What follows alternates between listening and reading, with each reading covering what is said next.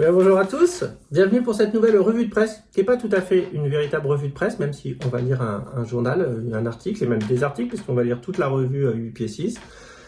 Alors, merci, vous avez été très nombreux à suivre la précédente, à mettre des commentaires, tout ça. J'étais très content et très surpris, parce que d'habitude, bon voilà, des gars qui lisent comme ça, des articles en direct et qui commentent, c'est plus une démarche intellectualiste et qu'on trouve moins dans la pêche. Je suis toujours vraiment ravi quand ça fonctionne. Donc me voici de nouveau avec mon accessoire. Il y a mon fils qui rentre de l'école déjà. Il est parti à 5 minutes, donc à mon avis, soit le cours a été... J'ai oublié un truc. Il a oublié un truc. Bon, je suis avec mon accessoire favori, ma canne à mouche de salon. Je sais pas si vous vous souvenez de ça, il y a quelques années, il y avait eu un trend là-dessus. Mais en fait... c'était bien resté à la mode et quand je travaillais pour Sierra, ils en avaient fait une petite comme ça mini canne à mouche de salon. J'ai fini par enlever l'hameçon parce que ça coûtait un petit peu cher en déco et puis mon fils n'osait plus venir me parler. Donc j'ai juste laissé la mouche et justement on va beaucoup parler pêche à la mouche parce que 8 pieds 6 c'est une revue qui parle de pêche à la mouche, qui parle de pêche de la truite, beaucoup. Et surtout c'est une excellente revue et il se trouve que son rédacteur en chef, Philippe Boisson, est décédé récemment. Prématurément en plus, qui était assez jeune. Je sais pas quel âge il avait je pense une petite dizaine d'années de plus que moi, donc il n'avait pas 60 ans, donc c'est beaucoup trop tôt. Et j'en profite pour présenter mes regrets à sa famille. Donc là, ce qu'on va faire aujourd'hui, c'est un genre de revue de presse. J'en profite pour revenir 2 minutes sur la précédente. Il y a eu beaucoup de très bons commentaires, j'ai vraiment trouvé ça super. Il y a même quelqu'un qui m'a fait remarquer, ce que j'avais pas fait, que l'article de Le Monde qu'on commentait, ne faisait pas la confusion entre gangsta fishing et braconnage. Et ça, c'est extrêmement bien vu. Effectivement, le journaliste, là, il a bien fait son boulot. Il a bien compris la différence entre les deux, ce que malheureusement, le commentariat sous la vidéo n'a pas toujours fait. Mais c'est pas grave, on est là pour discuter et faire de l'éducation horizontale, discuter entre nous. Et simplement, juste pour rappeler quand même un petit peu la démarche, parfois j'ai l'impression que ça n'a pas été très clair. Moi, en fait, je m'intéresse pas trop au réel. J'ai même envie de dire malheureusement comme le journaliste, souvent les journalistes. Moi, ce qui m'intéresse, en fait, c'est la retranscription que fait du réel le journaliste dans son article. Et par exemple, dedans, je faisais remarquer qu'il y avait un intervenant, Kirby, qui passait carrément pour un faf au passage, parce qu'on disait juste que c'était un ultra, et voilà, et que sans autre... précision, c'est la première pensée qu'on a. Et moi, c'est ça qui m'intéresse. D'ailleurs, ce Kirby, entre parenthèses, je l'ai eu au téléphone entre-temps, parce que je l'ai appelé pour lui dire, attends, qu'il n'y ait pas de confusion, c'est pas toi mon problème c'est l'article. Et j'ai bien accroché avec lui, donc je pense que vous nous verrez à la pêche ensemble. Et vous voyez, par exemple, typiquement, là, sur cet épisode-là, moi, que Kirby ou un autre, il soit une chose ou une autre dans la vraie vie, je m'en fiche complètement. Ce qui m'intéresse, c'est l'article. Et d'ailleurs, je fais exprès de survoler l'article avant de vous en parler, de manière à un peu le découvrir en même temps que vous, de rester spontané. Donc je fais une première lecture en diagonale, je surligne un petit peu des passages que je veux pas rater, et après en réalité je découvre en même temps que vous. Donc en fait moi je fais pas de travail d'enquête, je fais pas du journalisme par-dessus le journalisme. Ce qui m'intéresse c'est juste que lui il raconte. Et par exemple cette histoire de Kirby, il a rapproché des ultras. Mais par exemple si je vous dis de quelqu'un qu'il est un skin, vous allez tout de suite penser que c'est un skinhead et pas un redskin. D'ailleurs, je suis sûr qu'il y a plein de gens qui me regardent là qui savent même pas ce que c'est qu'un redskin, que c'est des skins de gauche en fait. Donc voilà, tout ça pour dire qu'en fait le but du jeu c'est vraiment, et finalement moins je connais les gens, mieux c'est. Alors là ça tombe bien parce que Philippe Boisson, il se trouve que je l'ai très peu connu et je voulais vous parler de ce gars-là parce qu'il fait partie des gens que j'admire énormément dans la pêche. Et malheureusement, sa discrétion lui a apporté un peu préjudice, dans le sens que si ça lui apportait un énorme respect de la part de la profession, malheureusement, il y a trop de gens qui ne le connaissent pas. Dernière précision, quelqu'un m'a fait aussi savoir que l'article de Le Monde que je commentais sur le gangsta fishing est bien paru dans les colonnes papier du quotidien.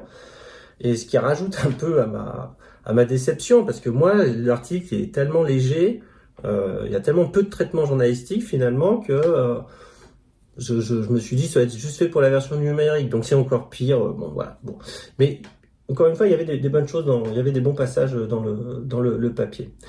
Donc là, je vais vous parler de la dernière ou une des dernières sorties de la revue 8 pieds 6, que l'on appelle entre nous 8-6, hein, pour faire signe vers les punks à chiens qu'on aime tant.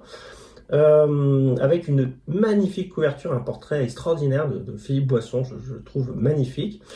Et on va un petit peu le feuilleter ensemble, parce que moi je trouve qu'il y a des choses intéressantes à dire là-dedans. Je vais essayer de retrouver mes yeux. Donc là c'est Vincent Lalu, son ami et collaborateur, qui signe l'édito, et d'ailleurs je le remercie, c'est lui qui m'a fait passer le PDF. Donc, une fois qu'on a passé le sommaire et tout ça, on se retrouve... Alors, il faut dire un truc sur 8-6. 8-6, c'est une revue d'abord c'est bien écrit, c'est formidablement bien écrit, c'est bien renseigné et les photos sont magnifiques. La mise en page, elle est extraordinaire.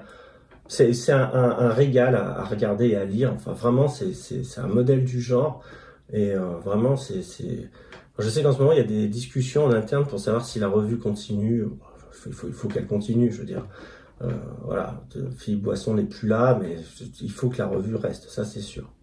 Alors, je commence par un témoignage justement de Vincent Lalu, et qui va nous parler un peu de Philippe Boisson. Et on rentre en fait directement dans le sujet. Alors, il nous dit de Philippe Boisson, je cite in extenso, il est mort comme il pêchait, discrètement. Alors, je m'arrête là, parce que ça, c'est une formule qui est extraordinaire. C'est-à-dire que souvent, il y a une sorte d'élégance supplémentaire à avoir une mort cohérente avec sa vie. Moi-même, j'avais utilisé une formule un peu pareille quand Georges Cortel est mort. J'avais écrit un truc, je crois que j'avais dit... ce qui faisait Georges Cortel a défait, de point le cœur. Et ça, c'est typique des formules qu'on utilise quand les gens disparaissent. Et là, en plus, ça me semble spécialement vrai de Philippe Boisson. Vous voyez, c'est un des mots que j'ai utilisé moi-même, discrètement. Vous voyez, c'est un adjectif qui certainement correspond au personnage. C'est certainement ça, c'est sa discrétion. Et c'est une très belle formule. Je trouve que c'est super que le magazine s'ouvre là-dessus. Il est mort comme il pêchait, point, discrètement, point. Parce que la formulation est bonne. En plus, c'est très bien écrit. Je continue. Philippe Boisson, 58 ans, rédacteur en chef de 8 pieds 6, aurait pu quitter ce monde injuste qu'il avait tant aimé en dévissant dans une paroi des calanques, en plongeant par une nuit sans lune dans une de ces fosses profondes dont la touque a le secret. Il aurait pu être emporté par un courant de la rivière d'Ain, asphyxié dans l'escalade d'un col alpin ou d'un mur de Normandie. Le vélo était sa nouvelle passion. Il aurait pu mourir en scène, dans la seule compagnie d'une troupe de sang, ou se perdre dans le phrasé de Birly Lagrène, l'inspirateur du guitariste de jazz manouche qu'il devenait quand les truites étaient couchées. Il aurait pu partir dans un moment de cette vie d'aventure qui nourrissait ses passions. Alors bon, la tristesse rend toujours un petit peu poète, mais là encore une fois c'est bien écrit et à mon avis, bon, ça montre que cette personne-là le connaissait vraiment bien puisqu'avec une syntaxe admirable d'économie, je trouve, il arrive à dire beaucoup de choses de son ami, à égrener beaucoup de ses facettes. Et ça, c'est vraiment sympa. Donc, vraiment, tout le magazine va être à l'image de cet hommage-là. Il y a vraiment des très très bons passages.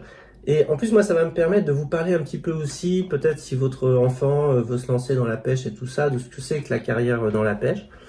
J'ai quelques points communs avec Philippe, on a aussi beaucoup de différences, mais il y a pas mal de choses à dire. Par exemple, un peu plus bas, on lit que l'histoire de Philippe est d'abord celle d'un enfant qui préféra très vite l'école de la vie au banc de la communale, puis à ceux du collège.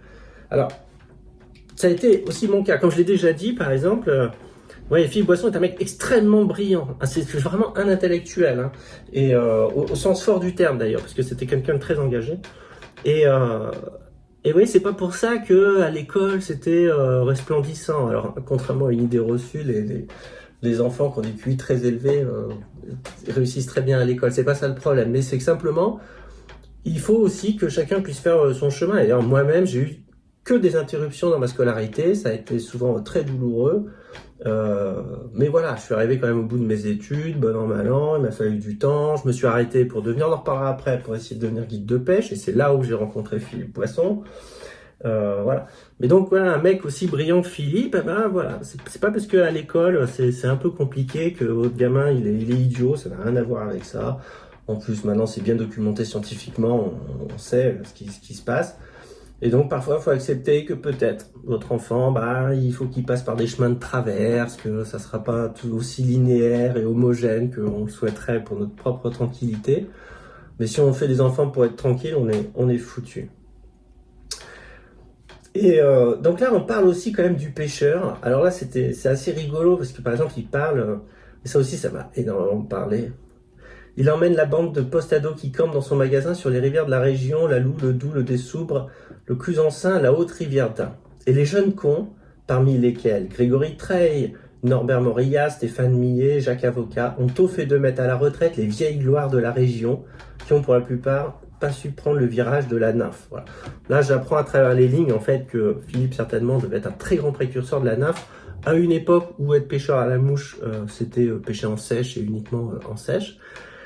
Et effectivement, moi j'ai connu, parce que on est à peu près de la même génération, hein, avec quelques années d'écart.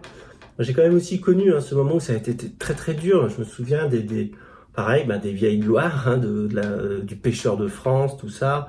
Je me souviens d'un mec qui s'appelait Marc-Antoine, qui était imbuvable. C'était un pseudo en plus, je crois. Voilà, ces mecs-là parcouraient les allées des salons avec le magazine Predator à la main, ou mes articles dans d'autres revues précédentes, en disant que ça c'est la mort de la pêche, enfin bon, des choses incroyables, tout ça, parce que ces vieux cèpes restent cramponnés et à leurs habitudes, et à leurs convictions. Enfin, dans leur tête, il n'y a pas de place pour la jeunesse, sinon quand elle est servile. Donc ça, c'est vrai que moi, je l'ai connu, et c'est d'une violence terrible. Et d'ailleurs, aujourd'hui que j'ai vieilli un petit peu, voilà, vous verrez dans mes interviews, dans ce que je fais, j'essaye quand même de résister à l'envie de juger ces jeunes et de leur barrer le passage. Voilà, moi, dans 10 ans, ma carrière est finie, 10-15 ans. Il faut quand même commencer à laisser passer les jeunes. Et je pense vraiment qu'en plus, Philippe Boisson, je l'ai déjà dit un peu maladroitement, je crois, pour la pêche et les poissons, dans leur podcast. C'était un gars qui était à la fois, je trouve, à mi-chemin entre la tradition et la modernité. C'est-à-dire que c'était un peu, si je devais le dire dans le vocabulaire de Jacques Monod, le biologiste, je dirais que c'est un peu le principe de téléonomie, Philippe Boisson. C'est-à-dire que c'est un gars qui n'est pas là pour contrarier la tradition, mais pour la faire évoluer. Et je pense qu'il a joué un rôle très très important chez les moucheurs, parce que c'est quand même très conservateur, hein, la pêche à la mouche. Et je pense qu'il a joué un rôle là-dedans très important. Alors que moi, j'étais plutôt...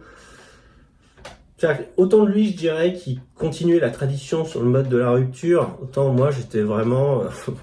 voilà, moi, j'étais plutôt un casseur, quoi. Voilà, les vifeurs, tout ça, bon, ça s'est fait un petit peu dans le sang. Mais voilà, donc je pense que Philippe était... ça rejoint aussi sa discrétion, il était, je pense, un petit peu moins offensif que moi. Et pour le coup, voilà, il est plus consensuel, et je pense que voilà, ce qu'il a réussi à faire dans la mouche, moi, j'aurais pas réussi à le faire. Voilà. Alors après, on a quelques lignes sur son cursus, et on apprend qu'après avoir été formé comme guide de pêche, alors attention, là je vais vous en parler, parmi les premiers, alors là je peux vous confirmer que c'est vrai, il est passé par la Maison nationale de la pêche d'Ornans, moi aussi j'y suis passé, je vais vous en parler, et après il reviendra plus tard comme instructeur. Alors il faut savoir que moi-même, cette maison de l'eau et de la pêche d'Ornans, dans le Doubs, incroyable cette ville, c'est incroyable, il fait jour à 11h, il fait nuit à 15h, c'est entre deux falaises, la Loue coule au milieu. Bon, nous, on avait 17-18 ans, on n'avait pas de thunes, on avait mis des lignes de fond pour bouffer quelques truites dans la Loue. Voilà, je pense que les gens du pied 6, ils seront pas très contents de cette histoire. Ouais, il y a prescription, hein, c'était il y a 30 ans. Et donc, moi, j'avais genre 18 ans, hein, donc c'était il y a presque exactement 30 ans. Et j'étais là-dedans, et je rencontre ce gars-là, qui vient nous parler de la presse halieutique, parce qu'il était déjà, je pense, dans un magazine ou un autre, peut-être déjà pêche sportive d'ailleurs. Et à l'époque, il faut savoir que quand moi je passais ce diplôme, donc c'est le diplôme qu'il a passé aussi, c'était ce qu'on appelle un CIL. Ça a disparu, c'est moins que le brevet des collèges en termes de qualification. Donc je veux dire, ces gens-là, Philippe Boisson, c'est-à-dire qu'il l'a passé avant moi. Donc ces gens-là, je veux dire, c'est des aventuriers. C'est vraiment des gens... Genre l'aventure aujourd'hui, c'est ça. Moi je suis passé par France Travail, là. Je peux vous dire que ça aussi c'est une aventure. Alors, aujourd'hui l'aventure c'est ça, hein. C'est pas de se taper avec des serpents dans la jungle. Et ces mecs-là, c'est des aventuriers, c'est vraiment des pionniers.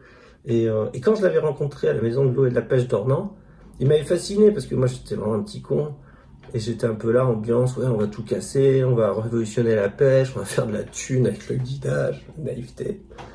Et lui était venu, il s'était assis et il avait tenu des discours qui me semblaient complètement baroques à l'époque. Je veux dire, ça serait complètement passé pour de l'écologie radicale, de l'éco-terrorisme, comme dirait l'autre débile. Et il nous disait, voilà, c'est quand même un scandale que le prix de l'eau soit dégressif en France, alors qu'il devrait être progressif. Il nous faisait remarquer que ceux qui utilisaient vraiment l'eau en France ne le payaient pas. Enfin, et moi, ça m'avait complètement pris à contre-pied, en fait, de ma démarche, où j'étais là, ouais, les US, le Japon, les leurs, enfin, le casting, enfin, j'étais complètement dans un truc, en plus hyper consumériste, quoi. Et bien ramené sur Terre. Donc c'était vraiment super. Et c'est une des rares fois d'ailleurs que je l'ai rencontré dans ma vie. C'est pour ça que je fais la revue de presse d'ailleurs, parce que je le connais pas trop, donc c'est mieux pour moi. Et donc voilà, donc on apprend que Didier Ménant, un professeur de sciences naturelles, c'est lui qui l'embarque dans l'aventure Pêche Pratique, qui était une revue de l'époque. Et donc par ce biais, par ce truchement, il découvre le journalisme. Donc ça c'est intéressant comme anecdote. et va démarrer l'aventure pêche sportive. Pêche sportive qui est vraiment... Donc 8 pieds 6, en fait, c'est la version numérique de pêche sportive. On va pas se... Et c'était vraiment une aventure extraordinaire. Alors, il faut savoir aussi, c'est toujours important de connaître les raisons structurelles. Il faut savoir que pêche sportive, c'était adossé à la Vie du Rail, qui était la revue, en fait, de la SNCF, hein, mais j'ai même envie de dire de la CGT SNCF. Et donc, il y avait des moyens énormes. Et donc, en fait, ça lui a donné une liberté éditoriale extraordinaire, et il a pu déployer son talent de journaliste autour de ça. C'est pas minimiser son talent hein, que de dire ça, c'est quand même d'expliquer qu'il y a des conditions de possibilité. Hein. On n'est jamais bon tout seul, on est bon dans une structure. Ben là, c'est pareil. Là, il fallait la rencontre entre la Vie du Rail et Philippe Boisson pour que Pêche Sportive exista. Et puis, avec quel succès. Je veux dire, ça reste des revues. Chaque fois que je retombe chez quelqu'un sur une de ces revues, j'ai tendance à dévorer de A à Z, alors même que je suis pas spécialement moucheur. On repart d'ailleurs après, on nous reparle de cette sensibilité écologique et même écologiste qu'il avait. Sécheresse, inondation, pollution.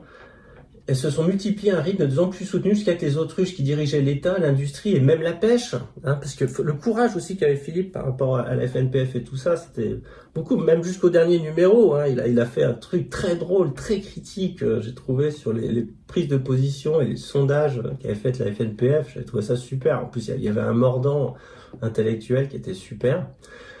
Que cela ne servait à rien de vendre des cartes ou du matériel de pêche et aux occasions de s'en servir se raréfiaient. De ce moment-là et même d'avant date, l'engagement de Philippe et celui du journal. Pêche sportive puis 8 pieds 6 ont été longtemps les seuls à traiter de sujets que l'établissement halieutique ignorait. Et c'est complètement vrai. Je veux dire, ce qu'ils n'ont pas osé écrire, c'est que même les autres revues, pendant très longtemps, se sont intéressées que de vendre de la pub, machin, et pas du tout des leurs, parler de choses comme ça, d'essayer de courir après ma revue, par exemple, Predator, mais sans pas être largué.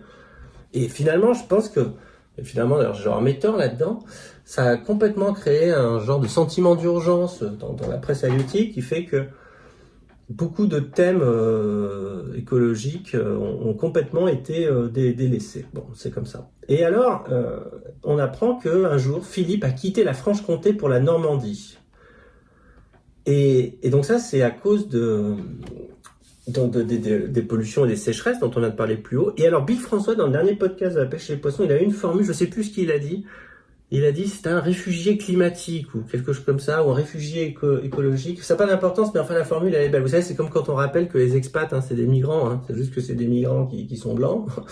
Et là, c'est un peu ça. C'est qu'en fait, on parle toujours des vagues migratoires qui pourraient arriver plus tard en raison du réchauffement climatique. Mais en fait, Iketnunk, là, en France, on est tous soumis à ça. Genre, moi-même, si je suis venu vivre en Aquitaine, c'est parce que le département d'où je viens, la Loire, c'est un très beau département. Je suis né au bord du barrage de Viray, qui est magnifique. Et pour la pêche, j'en parlais il n'y a pas longtemps avec un jeune influenceur, la pâte fat fromage. Ça arrive pour la pêche, c'est naze, quoi. Et c'est lié au fait que, les gorges de la Loire, on les a aussi massacrées, quoi. Alors, pas que pour c'est aussi important de faire de l'électricité. Je veux dire, faut pas non plus être complètement un rêveur, mais enfin, je veux dire, quand on pense à ce qu'étaient les gorges de la Loire, et quand on voit l'eutrophisation du barrage de Villeray, en tout cas quand moi j'y vivais, bon, c'est quand même triste à mourir, quoi. Bref.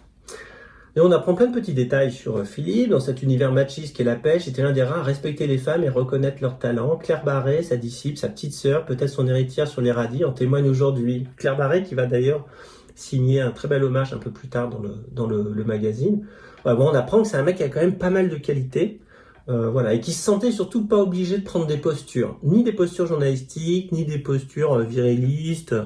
C'était quelqu'un d'absolument charmant, ça se voyait très bien. Je vous laisserai découvrir, parce que je voudrais quand même, si ça peut inciter certaines personnes à s'abonner à cette excellente revue, il y a justement l'hommage de Claire Barré, et qui est très beau. Enfin, moi j'ai trouvé magnifique parce que c'est d'une telle simplicité. Comme je vous disais plus haut, souvent quand on a de la peine, on se sent un peu poète, et par un genre de malentendu, on essaye d'avoir un style plus ampoulé, comme ça, plus complexe, dans ce qui sert à rien. Et Claire, là je parle uniquement d'écriture, elle a vraiment pas succombé à ce travers, et elle lui a rendu un hommage que je trouve d'une pureté, vraiment c'est magnifique, vraiment c'est superbe. Et il y a beaucoup de témoignages. Là, je vois qu'il y a écrit le témoignage de Frank Sakura. Alors, Frank Sakura, c'est son blast sur les réseaux sociaux, mais il s'agit évidemment de Frank Rossmann. Donc, il y a Samuel Even, le frère de Gaël. Il y a plein de gens que je connais pas parce que le monde de la mouche m'est un petit peu étranger. On va trouver un autre hommage de Pierre Affre. Alors, Pierre Affre, évidemment, il arrive à un âge où il va pas arrêter d'en signer, hein. Et alors, son hommage, il est super. Et il y a juste une ligne qui m'a fait rire. Pierre Affre, que j'ai rencontré pour la première fois de ma vie il y a pas longtemps à Paris, là, fin d'année, et qui est une personnalité importante de la pêche. Et alors, là, il y a une phrase, il était toujours le meilleur, mais ne s'en vantait pas. Alors ça rejoint le thème de la discrétion. Mais alors, sur l'hommage à Drašković dans la pêche des poissons, il avait déjà fait un truc comme ça. Il avait dit un truc aussi, il prenait toujours plus de poissons que nous. Bon, j'ai l'impression que pour Pierre Affre, même à son âge, c'est important quand même de savoir qui a pris le plus de poissons. Donc il ne faudra pas oublier quand Pierre nous quittera de bien écrire que il prenait beaucoup de poissons, que c'était vraiment un excellent pêcheur. On apprend que Philippe Boisson adorait le blues, enfin voilà, on apprend beaucoup de choses en fait sur ce gars-là, et moi ça m'a vraiment plu parce que ça a l'air d'être un gars qui était d'une richesse culturelle énorme. Je vois des noms passer, là je vois David Piron, il y a beaucoup de petits hommages, c'est vraiment chouette. Hein. Et alors, je suis pas jaloux parce que moi, avec ma vague de soutien, finalement, comme faisait remarquer un copain, je l'ai déjà lu plus ou moins ma nécro. Donc ça va, je fais partie des gens qui ont réussi à le lire de leur vivant. Mais c'est magnifique. Il y a mon copain Gaël Even, on vient de pas de l'évoquer avec son frère Samuel, qui signe aussi un très bel hommage sur une page qui s'appelle à Monsieur Philippe Boisson, et que j'ai bien aimé et que je vous laisserai découvrir. Et j'ai appris aussi d'ailleurs en parallèle, j'ai un encadré, parce que c'est tout un tas de petits témoignages, de Pacodix Redondon, je sais pas qui c'est, qui nous fait remarquer qu'il aurait écrit en décembre 2010 la Bible de la pêche à la nymphe, une véritable œuvre que jusqu'à présent personne n'avait osé écrire avec autant de détails, de maîtrise, de qualité et de profondeur. Et c'est vrai que signer un ouvrage qui fasse date dans la pêche, c'est vraiment un truc qui, pour les gens de ma génération, reste quand même une envie. Voilà, c'est un peu égotique comme délire, mais c'est une sorte d'accomplissement. Et d'ailleurs, je dis en passage, je dis d'autant plus que moi, j'ai pas encore pu le faire, ce livre. Moi, mon souhait, c'était d'écrire un livre avec tout un tas de scientifiques, un climatologue, un philosophe, un sociologue, un historien et tout ça. J'avais mis le projet sur les rails et je n'ai pas réussi à en remettre un seul au travail. Et ça reste pour moi une blessure et un échec dans ma carrière. Donc en fait, que Philippe ait pu écrire ce livre et que ce livre soit encore aujourd'hui la Bible du pêcheur à la nymphe, bah voilà, moi je pense que c'est une manière d'avoir réussi sa carrière. Et vraiment, je le salue pour ça. Et d'ailleurs, je vais essayer de me le procurer, ce bouquin, parce que même si je pêche pas à la nymphe, c'est l'occasion d'apprendre.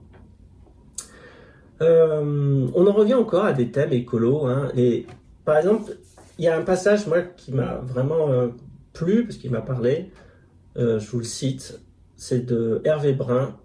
Philippe avait compris depuis longtemps l'importance de la ressource en eau pour la préservation de nos espèces piscicoles, et la revue qu'il dirigeait avec Vincent Laloux est l'une des seules à sensibiliser sur les pêcheurs, sur les dernières études scientifiques, sur les actions d'amélioration et de qualité de l'eau. Et c'est vrai, c'est vraiment hyper important. C'est des gars en fait qui ne perdaient pas de vue ce qui était important. Ce qui est important, c'est pas vraiment que effectivement il y en a qui pêchent au vif ou pas au vif, qu'il y en a qui pêchent 100% de no-kill et d'autres pas 100%. Je veux dire, tout ça ne servira à rien, ce narcissisme des petites différences, comme dirait l'autre, si on n'a pas des milieux en bon état. Et il y a des fois dans notre volonté de bien faire, d'ailleurs souvent, il y a quand même des luttes intestines parmi les pêcheurs qui en fait ne servent que nos ennemis. Et je dis ça parce que juste la page d'après, on apprend que, je sais pas si vous écoutez, c'est les gens qui ramassent le verre en bas de chez moi, c'est insupportable. Bon, mais la moitié du verre qu'ils ramassent, c'est peut-être moi. Donc on lit, n'en pouvant plus de ne pas pouvoir pêcher. Nous avons interprété à notre façon la signification du panneau en concluant que cette rivière était interdite aux poissons. Vous voyez, vous imaginez le panneau pêche interdite, donc le poisson avec son hameçon là, hop, barré. Et un deuxième jour d'une pêche salvatrice qui sauva le séjour, le garde-pêche nous est tombé dessus et nous a vivement conseillé de déguerpir. Donc vous voyez, c'est des gars qui sont responsables. Mais c'est pas pour ça, être responsable, c'est pas être complètement idiot devant la loi et tout ça. Ça me fait penser à un livre de Georges Bataille qui s'appelle L'érotisme, qui est un très beau livre. et dont la thèse principale est que, en fait, la loi n'est faite que pour être violée. C'est-à-dire qu'en fait, la loi, elle a été inventée pour organiser la transgression, pour le plaisir de la transgression. Et en fait, c'est un peu excessif, mais tant qu'on n'a pas compris ça, on comprend que partiellement comment fonctionnent les sociétés et comment fonctionnent les individus. Et évidemment que nos sociétés aussi organisent la transgression, il ne s'agit pas juste... Et donc là, ce qu'il raconte, c'est un petit plaisir transgressif, mais finalement bien innocent, parce qu'ils ont fait de mal à personne. Vous voyez, ça tranche avec les déclarations de la FNPF dans le précédent article du Monde, où là, ça y est, gangsta phishing, c'est des individualistes, ils causent préjudice à autrui et tout ça, bon voilà. Et quand on est face à un mec comme Philippe Boisson, et qu'on observe sa vie, il n'a même pas besoin de dire un mot pour qu'on comprenne l'absurdité de ses discours. Par sa seule présence, en fait, il nous remet les idées en ordre. Enfin, je veux dire, faut quand même un moment revenir sur Terre et reprendre le sens des proportions, quoi. Alors après, moi, j'ai dévoré le truc parce que j'ai appris plein de choses. Alors, il y a un article qui s'appelle Le Cri du Gamard, qui est extraordinaire. Mais j'ai appris 1000 trucs, hein. Donc là, je vais peut-être pas tout vous lire parce que déjà, ça tombe déjà pas mal. Mais voilà, alors, ce mini crustacé qui fait les truites saumonnées occupe, par ailleurs, donc pourquoi saumonnées, donc ça leur donne cette couleur à force d'en manger. Par ailleurs, et dans l'ignorance des pêcheurs, de bien plus hautes fonctions auprès de ceux ingénieurs, techniciens, chercheurs, dont le métier est de surveiller et soigner les fleuves et rivières, dont l'eau flot peut à la fois nourrir et empoisonner les populations des villes qu'ils traversent. Car on le sait aujourd'hui, les gamards, et pas seulement eux, nous parlent, nous interpellent, nous appellent au secours en poussant des cris que l'oreille humaine n'entend pas, mais que les outils dont elles disposent aident à parvenir jusqu'à nous. Elle, c'est la science. Et voilà, et ça c'est magnifique, c'est donc aussi pour nous rappeler que voilà, bon, la pêche, c'est un petit monde comme ça, un petit écosystème, où le gamard en fait c'est un appât et de la bouffe pour la truite, mais ça appartient quand même à un ensemble plus vaste, hein, et dans lequel voilà, les gamards occupent une place plus importante et ont beaucoup plus de choses à nous dire que simplement les truites sont en train de manger la tête en bas, quoi. Voilà. Donc franchement, là je parcours vite parce que j'ai posé un post-it là où je devais m'arrêter. Et je suis toujours sur les gamards, j'adore cet article. Surtout, les humains ne sont plus les seuls acteurs de cet énorme dispositif de surveillance et de contrôle. Ils reçoivent depuis le début 2025 le renfort d'une bonne dizaine de poissons et d'invertébrés dont ils apprennent à écouter la parole. C'est beau, hein, c'est bien écrit, je crois que c'est Lalu qui a écrit ça. Les gamards sont des membres éminents de cette chorale nouvelle. C'est joliment dit, hein. C'est génial. Ainsi, il a été établi que leur taux d'alimentation est inhibé par une large gamme de contaminants tels que des métaux lourds, des produits phytopharmaceutiques, des médicaments et d'autres composés organiques. C'est vraiment extraordinaire. On apprend beaucoup de choses. Pour moi, c'est un peu le magazine idéal, hein, ce 8 pieds 6, c'est vraiment génial. Alors, encore une fois, ça peut pas convenir à tout le monde. Il faut aussi faire des choses encore un peu plus grand public, et c'est ce qu'on essaye de faire à la pêche et les poissons.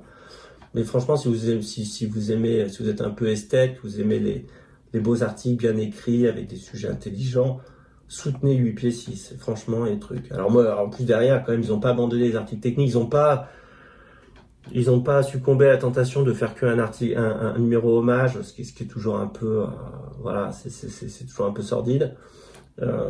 Donc là, moi j'ai appris plein de choses encore sur la biologie des poissons. Je regrette de pas, il faudrait que je m'abonne d'ailleurs. Bon là, j'ai pas une thune en ce moment, donc ça attendra, mais puis les photos, quoi, extraordinaire.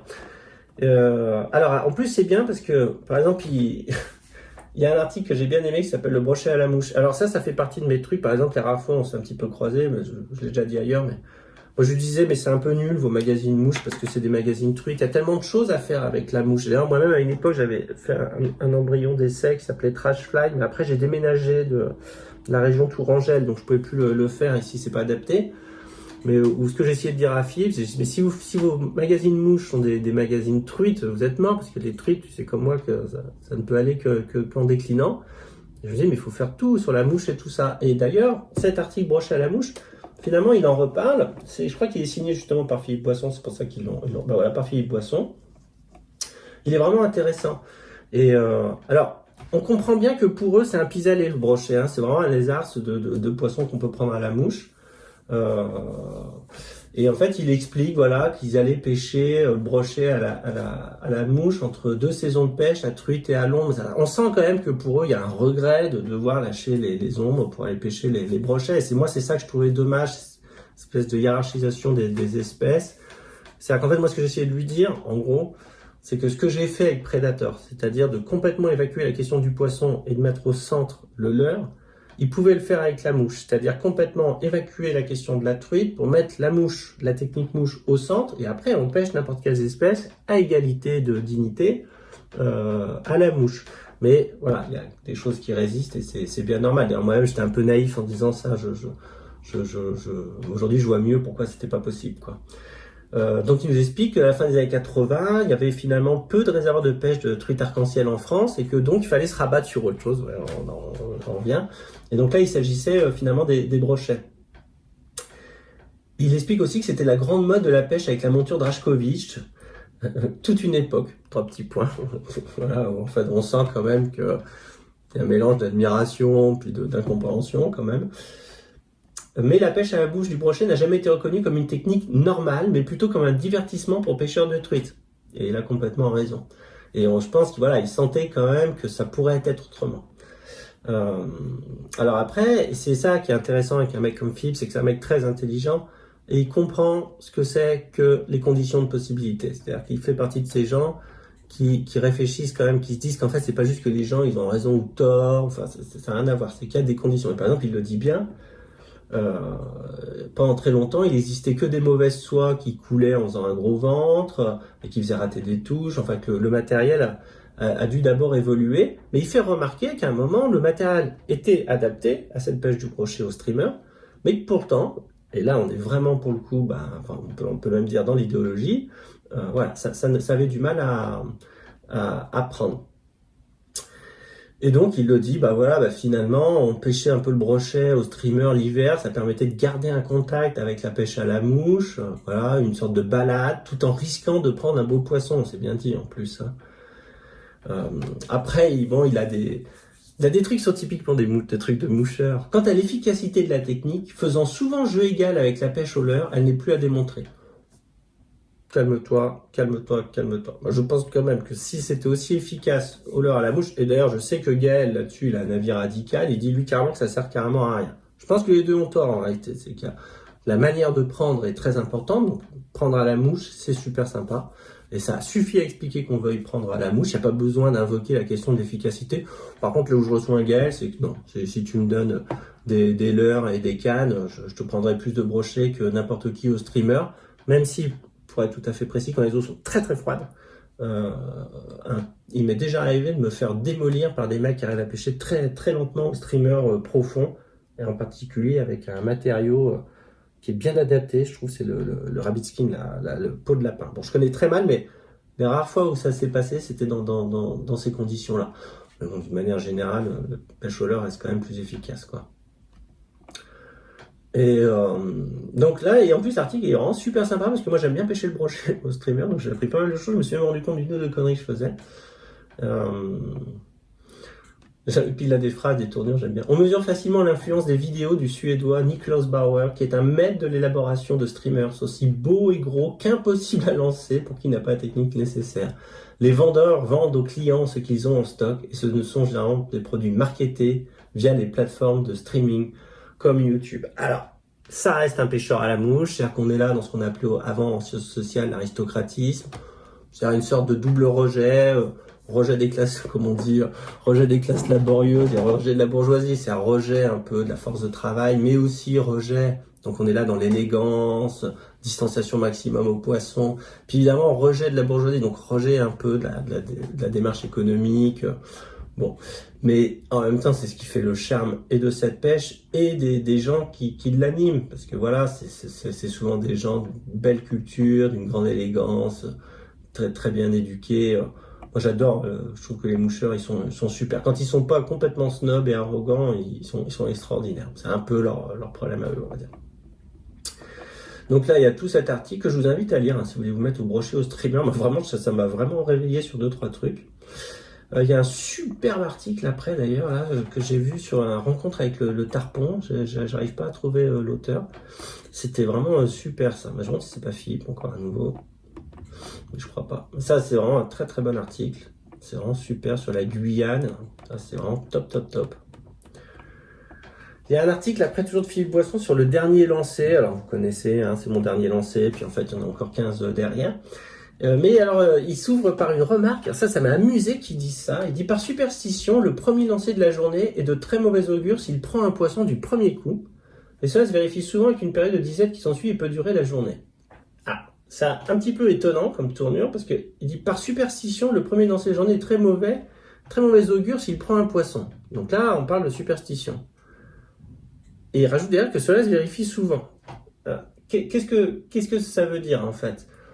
C'est-à-dire que d'un côté, le pêcheur, il aurait tort parce que c'est de la superstition, et de l'autre côté, il a raison parce qu'effectivement, quand tu fais un poisson au premier lancer, généralement derrière, tu galères. Ouais. Et cette manière de concaténation d'idées comme ça dans une même phrase, souvent donne lieu à ce genre de paradoxe, voire même de contradiction. Je pense qu'il y a une contradiction pure et simple. Et c'est d'autant plus étonnant qu'en fait, ça, c'est souvent... Je me demande si en fait, il n'y a pas plusieurs Philippe Boisson qui parlent en même temps quand il dit ça. Hein. Il y a un truc qu'on appelle le principe de charité qui consiste à prendre au sérieux ce que disent les gens. Et là, moi, je me demande s'il n'y a pas un petit peu de ça. Parce qu'il est suffisamment bon auteur, suffisamment bonne plume pour pas écrire n'importe quoi. Et moi, je pense qu'il y a plusieurs modalités de Philippe Boisson dans cette phrase. Parce que par exemple, en réalité... Pourquoi? Parce que par exemple, moi aussi, pendant très longtemps, quand j'étais jeune, je me disais, j'avais cette superstition de si on fait un poisson tout de suite, ça porte malheur, ou je sais pas quoi. Mais en fait, un jour, j'ai compris. C'est juste que j'étais arrivé à la fin de la période d'activité alimentaire, les poissons sont encore un peu excités, là arrive un truc qui passe, qui fait du bruit, boum, il y en a un qui le prend, et d'ailleurs, la capture, pour pas mal d'espèces, suffit à complètement finir de convaincre les autres poissons de partir à la digestion. Et là, je me demande si en fait, il n'y a pas le Philippe Boisson naïf, rêveur, en même temps que le Philippe Boisson analytique qui se rencontre dans cette phrase-là. Et c'est là où on voit un bon auteur. C'est un auteur où il y a quand même une richesse, où on peut aussi s'appuyer sur peut-être certaines faiblesses de son propos pour aller chercher quelque chose en fait qui est très riche derrière. C'est pas le signe d'une pauvreté, au contraire, c'est le signe d'une grande richesse intellectuelle. Et il y a quelques auteurs halutiques comme ça. Et je pense sincèrement vraiment qu'il en faisait partie. Derrière, il y a des montages de nymphes. Alors là, j'ai complètement zappé parce que moi, je sais rien faire de mes mains. Je n'arrive même pas à relire ce que je note dans mon propre agenda. Et, et j'en viens vers la fin du magazine. Quand la vue baisse, et j'ai adoré le chapeau de l'article, je vous le dis pour ça. La population des pêcheurs à la mouche vieillit et nous n'y pouvons pas grand-chose. Pour beaucoup d'entre nous, il devient très compliqué d'enfiler une mouche dès que la lumière faiblit. Alors nous allons voir si les concepteurs de matériel de pêche à mouche sont conscients du problème et ce qu'ils proposent pour nous rendre la vie un peu plus facile. Et l'article, alors on se dit, oh, qu'est-ce que c'est que ce marronnier horrible. Et en fait, pas du tout. En fait, c'est vachement bien. Alors, ça va des hameçons avec des œillets plus larges. En plus, on va voir un gars, un neuroscientifique qui nous décrit notamment la faculté d'adaptation du cerveau à créer des images périphériques dans les panneaux à partir de sa banque d'images. Bon, en fait, il faut savoir que la vision elle est toujours proactive. Hein, en fait, on passe notre temps à reconstruire des trucs. Là, ce que ça veut simplement dire, c'est que comme notre cerveau, il passe notre temps en fait à construire la vision, hein, la vision elle est jamais objective.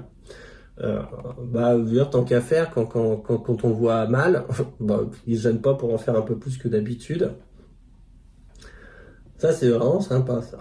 Et donc non, mais pour le coup l'article est très bon, c'est-à-dire que même quand ils vont vers un truc, on se dit voilà, quel est le traitement possible de ça.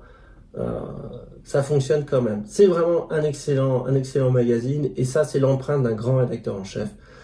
Et d'ailleurs Vincent l'a lu, après il nous parle, j'accélère parce que ça fait jamais en joue tien, il nous parle après de Gontran en Turquie et cet article est vraiment joli parce que c'est aussi une atmosphère, il y a une typologie, c'est des formes de vie aussi, tous ces gens autour de Philippe Boisson, c'est des gens, moi je les connais pas tous, mais ceux que je connais sont des gens de très grande élégance, très agréables. Et par exemple, il y a des choses qui sont des petits signes, en fait, qui sont des détails, hein, qui font qu'en fait, on sait qu'on a affaire à des bonnes personnes. À Gontran, l'agence parisienne qui organisait cette expédition halieutique avait promis un séjour de rêve exclusif, des thons, des espadons, des tassergales, des bonites et encore le fameux poisson sauteur, le loufeur, à chair blanche dont les Turcs raffolent. Mais après 4 jours de traîne hasardeuse entre les pétroliers, les villes paquebots, les chalutiers géants et les navettes touristiques, il avait dû se rendre à l'évidence. Ce Bosphore-là n'était pas celui qu'on lui avait vendu. Et c'était pas grave. Et ça, je veux dire, moi je dis toujours qu'il y a beaucoup de gens avec qui on peut aller à la pêche, moi de moins en moins en vieillissant, mais il y en a vraiment très peu avec qui on peut voyager. Si vous partez en voyage de pêche avec quelqu'un et que vous revenez pas fâché, c'est que vous avez certainement trouvé un très bon compagnon. Et ce qu'il raconte, ça me rappelle vraiment ce qui s'était passé pour nous avec Rusquet en Jordanie. On était partis là-bas en mer Rouge avec l'idée d'intercepter les grandes migrations de carangues et tout ça. Donc on était pris un billet d'avion pour aller là-bas. On avait commencé à pêcher, on faisait rien, on avait fait un petit thon, on avait fait un maxi kingfish, un truc comme ça. Et puis en discutant avec les gars, ils nous avaient dit oui, les carangues, oui, mais pas à cette période de l'année, non, jamais. Enfin, on s'était complètement planté de plusieurs mois. Ben c'était pas grave, on était allé pêcher les tasards, on avait bouffé, on avait même pêché pour un gars là, qui vendait ça sur le marché. Voilà, et donc cette manière de se dire, dans un voyage de pêche, on voyage pas pour pêcher, on pêche pour voyager. Et je veux dire, moi, mon meilleur conseil que je pourrais vous donner, c'est entourez-vous de gens pour voyager qui préfèrent le voyage à la pêche. Et d'ailleurs, avec mon copain Yusuke, les dernières années, on a voyagé ensemble, on a pris une décision, c'est qu'on n'en pouvait plus de prendre l'avion pour pêcher 8 jours non-stop comme des débiles. Donc en fait, ce qu'on faisait, c'est qu'on faisait nos 8 jours de pêche à fond, parce que souvent aussi c'était contractuel, on avait des contrats à remplir avec des gens qui avaient financé en partie le voyage. Mais on a essayé de rester 3 ou 4 jours de plus pour faire du tourisme. Donc tous les deux, on est amoureux avec Moriusuke, là, main dans la main, on marchait dans les villes, les campagnes, on a découvert des choses formidables, et ça aurait été d'une très grande tristesse si on avait fait autrement. Et en parlant de tristesse, ben voilà, on a perdu quelqu'un d'extrêmement important, un professionnel remarquable. Et moi, je pense que voilà, il y a aujourd'hui une presse halieutique qui est dans l'état où elle est actuellement. On a réussi à sauver la pêche et les poissons, et moi, je pense que c'est une bonne idée de sauver 8 pieds 6. Donc, si vous voulez vous abonner pour les soutenir, faites-le, ça les encouragera à continuer cette revue et l'œuvre de Philippe Boisson. Aujourd'hui, avec la presse halieutique, je pense qu'on est vraiment entre gens de bonne compagnie. Donc on peut y aller, ça a bien évolué, je trouve en fait dans le bon sens. Parfois la crise a du bon, puisqu'en fait elle élimine les gens qui ne sont là que pour faire de l'argent. Et je pense que c'était tout le contraire de ce qu'était Philippe Boisson. Donc c'est pour ça que je voulais lui rendre cet hommage. À bientôt, merci beaucoup, abonnez-vous à Numa Fishing.